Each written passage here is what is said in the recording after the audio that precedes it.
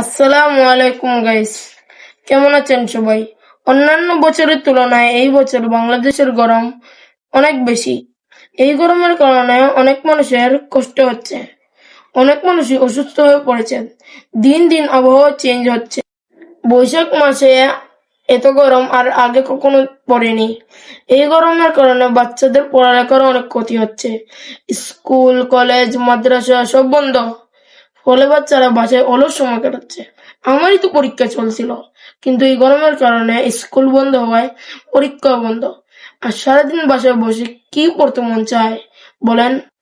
গরমের যন্ত্রণায় অতিষ্ঠ হয়ে আমি ও আমার ভাই ফ্লোরে খাতা বিছিয়ে শুয়ে থাকি, কারণ বিছানায় তুষক গরম হয়ে যায়। আমাদের খাওয়া দাওয়া, খেলাধুলা, পড়ালেখা সব এই ফ্লোরেই বসেই হচ্ছে। আর এই গরম সহ্য হচ্ছে না। কবে যে আল্লাহ বৃষ্টি দিবেন? অবশ্য আবহাওয়ার এই অবস্থার জন্য আমরা মানুষ জাতিই দায়ী। আমরা বিভিন্ন প্রয়োজনে গাছপালা কেটে বন উজাড় করে ফেলছি।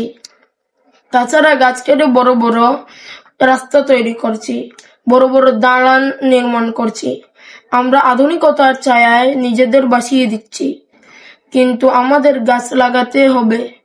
আমাদের উচিত একটা গাছ কাটলে আরো 2টি গাছ লাগানো।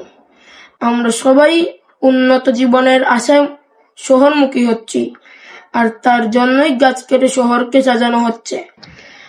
মায়ের কাছে শুনেছি আগে প্রচুর গাছ ছিল। মায়েরা ছোটবেলায় গাছের ছায়ায় বসে খেলা করতেন। সন্ধ্যায় বিদ্যুৎ চলে গেলে সবাই বাইরে বসে গল্প করতেন। অনেক সময় বাচ্চারা হারিকেন জ্বালিয়ে বাইরে বসে পড়াশোনা করত, কারণ তখন গাছপালা প্রচুর ছিল, তাই অনেক বাতাস পাওয়া যেত। সেই সময়টা যদি আমি পেতাম। আফসোস হয় মায়েদের ছোটবেলার জন্য। আসুন আমরা সবাই মিলে বেশি বেশি গাছ লাগিয়ে পরিবেশকে বিপর্যয়ের হাত থেকে বাঁচাই। চলুন আমরা আবার পুরানো যুগে চলে যাই। আমার সাথে কে কে একমত কমেন্টে জানাবেন, আর গরমে কার কি অবস্থা তাও কমেন্টে জানাবেন। আর আমার ভিডিওটি ভালো লাগলে একটা লাইক ও শেয়ার দিতে ভুলবেন না প্লিজ। তাছাড়া যারা এখনো আমার চ্যানেলটি সাবস্ক্রাইব করেননি, দয়া করে সাবস্ক্রাইব করবেন, এবং যারা সাবস্ক্রাইব করেছেন তাদেরকে অসংখ্য অসংখ্য ধন্যবাদ। বাই বাই, আল্লাহ হাফেজ। আমার জন্য দোয়া করবেন। আর একটা কথা প্লিজ, সবাই এই গরমে বেশি বেশি পানি পান করবেন।